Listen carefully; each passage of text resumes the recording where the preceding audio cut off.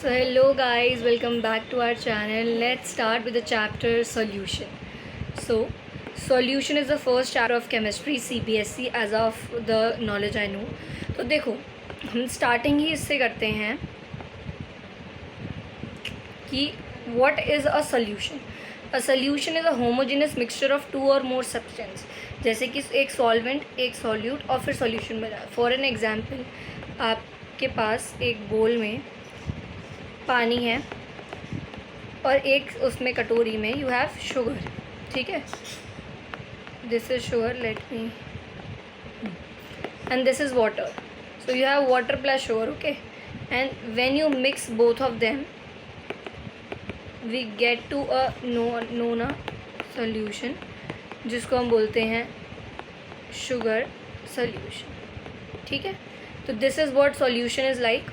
Next components दो ही होते हैं, सॉल्यूट और सॉल्वेंट. सॉल्यूट जो कि थोड़ा कम अमाउंट में है, सॉल्वेंट जो कि थोड़ा ज़्यादा अमाउंट में. एक मिसकंसेप्शन है सोसाइटी में अबाउट इट कि जो सॉल्यूट है वो हमेशा सॉलिड होगा. ऐसा नहीं है. However the thing which is in less amount जिसको हम सॉल्यूट बोलते हैं, और जो भी चीज़ थोड़े ज़्यादा अमाउंट में है उसको हम सॉल्वेंट बोलते हैं. ठीक है, you have this diagram here. Next we have ये पूरी table of NCERT. Let me say that gaseous solution we have gas in gas, mixture of oxygen and nitrogen. Liquid in gas we have mixture of chloroform mixed with nitrogen gas. Solid in gas camphor in nitrogen gas. तो ये सारे example हैं which is very important, so you have to learn all of them. We can't do this. उसके बाद we come to the next point which is concentration of solution. देखो concentration of solution जो है ना वो बहुत easy है क्योंकि ये हमने मोल कॉन्सेप्ट में भी करा है क्लास 11 में. पहला जो है उसका वही है मास. अब मास परसेंट के लिए फॉर्मूला है mass of solute.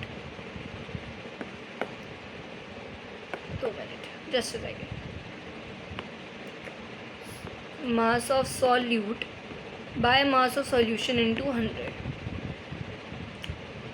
Just a second. या तो ये फॉर्मूला है फॉर मास. ठीक है, वॉल्यूम परसेंट का भी सेम फॉर्मूला है, volume of solute by volume of solution to 100. अगर आपको एक भी याद है ना तो फिर वो कैरी फॉरवर्ड हो जाएगा. नेक्स्ट मोल फ्रैक्शन जो कि है XA equals to Na. Na is moles of one component by Na plus Nb which is moles of one component plus moles of another component. Molarity होती है moles of solute plus volume of solution. Molality होती है moles of solute by volume नहीं mass of solution which is present in kg. ठीक है. Now important is that molarity changes with temperature but molality and mole fraction does not. Why molarity changes with temperature? अब the question rises. The simple answer is क्योंकि molarity जो है उसमें volume है और किसी भी चीज़ में अगर वॉल्यूम होगी तो वो चीज़ जो है वो टेम्परेचर के संग चेंज करेगी. Okay, so next we come to the topic which is solubility. Henry's law. Sorry, तो हेनरीज लॉ जो है, हेनरीज लॉ बोलता है कि P equals to KHX. Now I will tell you what is Henry law. Henry law basically it's for getting gas into liquid. हम जब gas की solubility liquid में चेक करते हैं तो उसको हम हेनरीज लॉ बोलते हैं. बेसिकली उससे हम टेस्ट करते हैं. तो उसका फॉर्मूला है P equals to K.HX where P is partial pressure, X is mole fraction and KH is Henry's law constant. Application है carbonated beverages, scuba diving, high pressure gas absorption. Next we have vapour pressure of solution. ये basically दो applications हैं और बाकी भी हैं but दो तो याद करनी बिकॉज इट ऑफन कम्स. ठीक है. Next you have vapour pressure of solution. For liquid solution Raoult's law जो है वो आइडियल सोल्यूशन है, उसको हम बोलते हैं PA equals to P0A.XA and PB equals to P0B.XB. Total vapour pressure इससे क्या आया PA plus PB. Ideal solution वो होता है जो राउल्ट्स लॉ को फॉलो करता है जिसमें कोई भी एंथैल्पी और वॉल्यूम का चेंज नहीं होता. For an example benzene plus toluene n hexane plus n heptane. Non ideal solution वो होता है जो राउल्ट्स लॉ को ऑफ कोर्स फॉलो नहीं करता, which deviates, it has enthalpy and volume change and which shows positive deviation also. Weaker AB interaction, higher vapour pressure, negative deviation, stronger AB interaction, lower vapour pressure. तो positive deviation में non ideal solution में जो है vapour pressure high रहता है और negative deviation में vapour pressure low रहता है. You have examples also. Now the last I feel no second last property of the chapter which is colligative properties. Colligative properties are the properties that depend only on number of solute particles, not their nature, property जो सिर्फ number of solute particle पे depend करती हैं, ना कि उनके nature पे.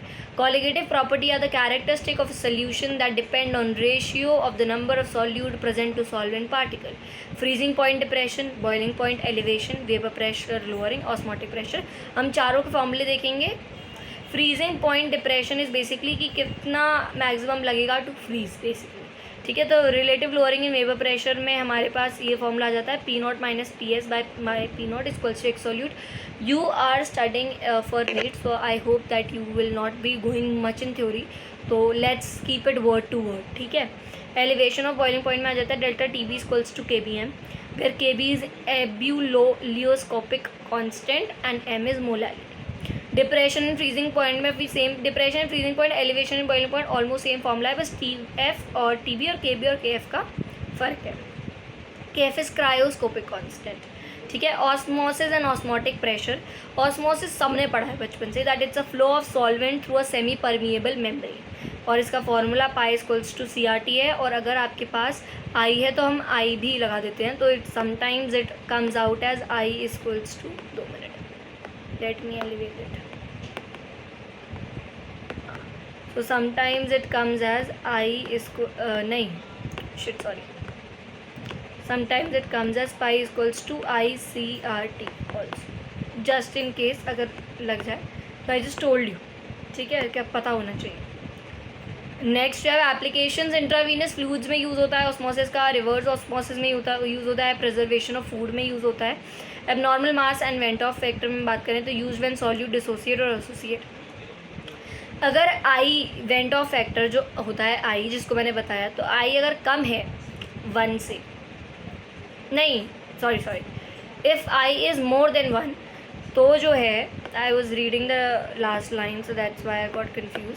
So if I is more than 1, dissociation happens. अरे it is not looking good ना. Let's change the color. Okay. Let's take the bright color. Yeah. If I is more than 1, तो the dissociation happens, which is NaCl में Na और Cl में टूट जाएगा. And if I is less than 1, association happens, जैसे कि acetic acid. ठीक है. Now degree of dissociation का formula ये है, which is very famous, and alpha is the sign. Now let's have the last topic, which is some conceptual insights from thermodynamics. Enthalpy delta H होती है, entropy delta S होती है, Gibbs free energy delta G होती है. Dissolution can be endothermic और exothermic depending on interactions. Very important point I must say. ठीक है, generally entropy increases upon mixing. जैसे ही आप मिक्स करते हो वैसे ही एंट्रोपी, जो रैंडमनेस है, एंट्रोपी इज रैंडमनेस. मैं यहाँ लिख भी देती हूँ just in case if anybody doesn't know it. So for them, okay, entropy is equals to randomness. ठीक है, तो entropy is randomness usually. For spontaneous reaction, delta G must be negative. Delta G is gives free energy. In boiling upon freezing cases, delta G is 0 at the transition temperature, enabling derivations like delta H vapor by, so like TB is equals to delta H vaporized upon delta S vaporized. So this is it for it. Yeah. So I would love to say to you all guys that thank you so much for watching. I hope we'll continue this short series where I would love to share all the content ideas with you, all the studies ideas also. With this I would say Jai Shri Pandey signing off. Bye.